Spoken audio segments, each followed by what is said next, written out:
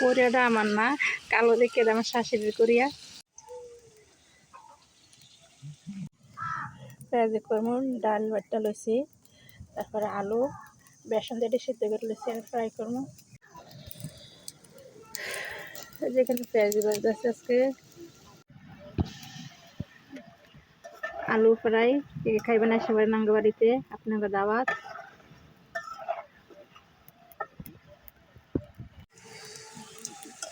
আর মাছ দিয়া টমেটো দিয়ে ভাত করবো।